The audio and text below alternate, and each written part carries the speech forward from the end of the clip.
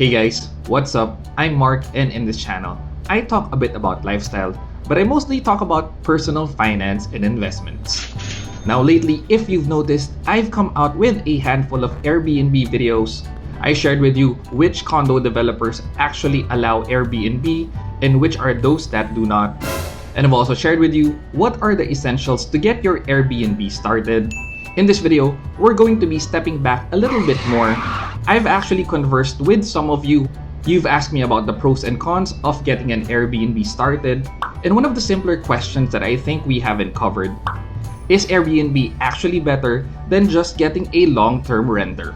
If you're watching this, you're probably paying for your condo already and you're trying to figure out how do I keep up with my monthly payments, and so you're facing the challenge, should you have your unit rented out long-term or should you do short-term rentals via Airbnbs? Which one's better? Let's find out.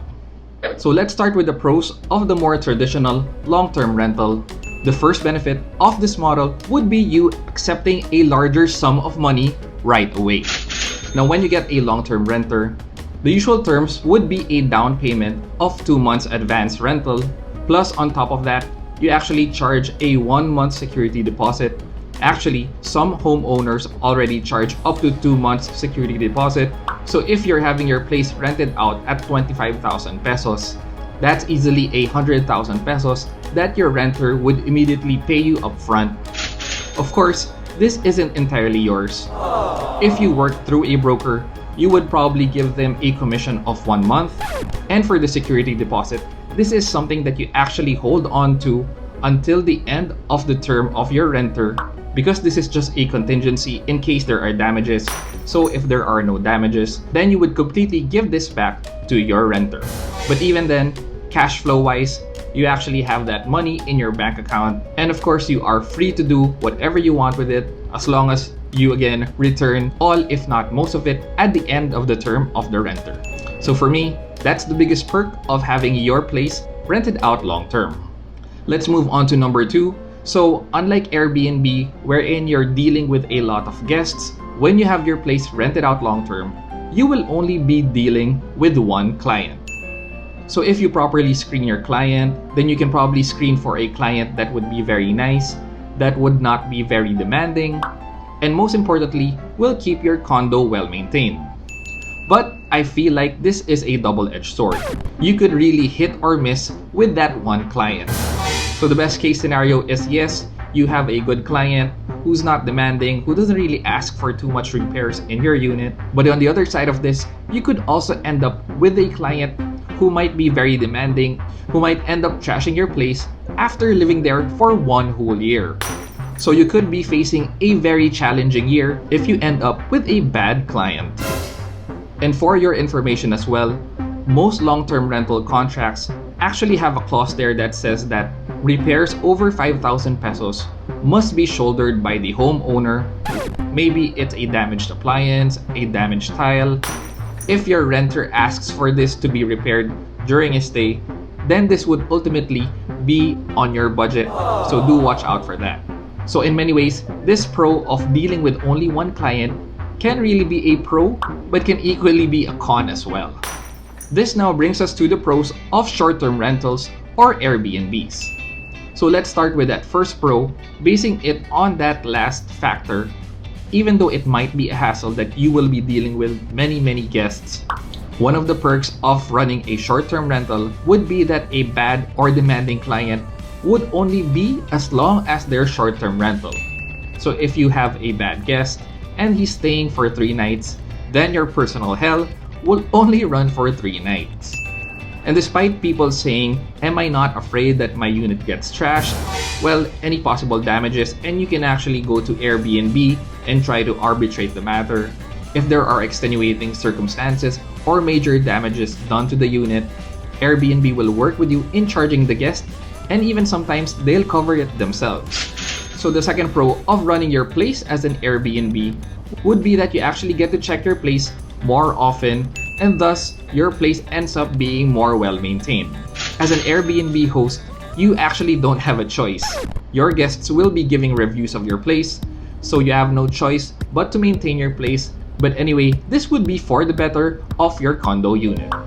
So unlike in a long-term renter situation wherein you probably won't get to see your place in that one whole year, when you're running your place as a short-term rental, you actually get to see your place probably a few times a month or maybe even a few times a week, which leads me to the third pro of running a short-term rental.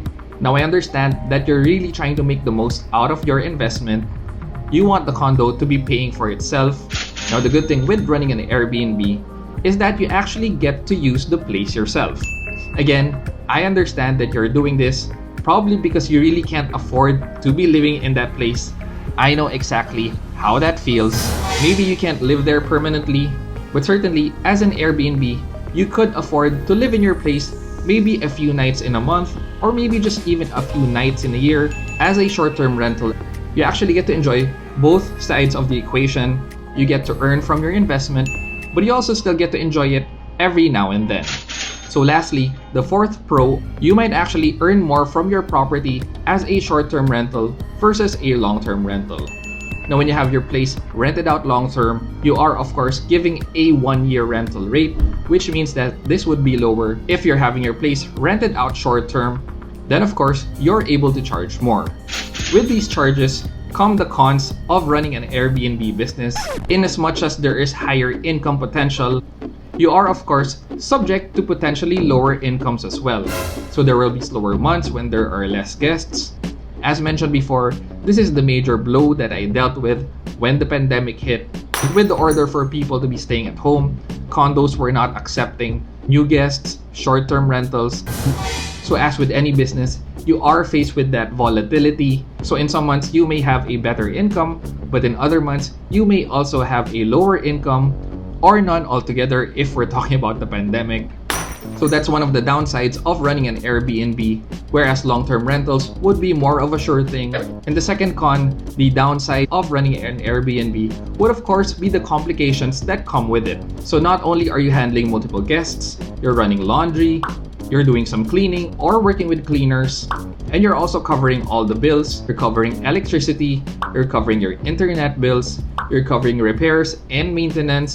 Running a short-term rental business, even though there is higher income potential, it does come with complications of really running your place practically as a business. So those are all the pros and cons of a short-term rental versus a long-term rental.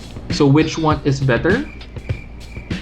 Well, there's really no one answer to this. I made this video for you guys to really see and decide for yourself which fits your lifestyle better.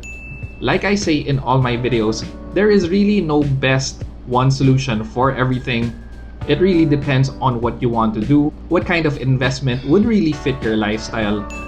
Long-term rentals assure you a more consistent income, but you're also faced with the prospects of a bad tenant over 1 year. And on the other side, short-term rentals present you the opportunity for higher income, but it does come with complications. So really, which would be better would be up for you to decide. So what do you guys think? Will you choose a long-term rental versus a short-term rental? If you're not sure, share with me your comments down below. What I've actually done with friends and acquaintances might be the best of both worlds, wherein I would be practically running their place as an Airbnb with them as the property owner and not having to get into the nitty-gritty of the short-term rentals.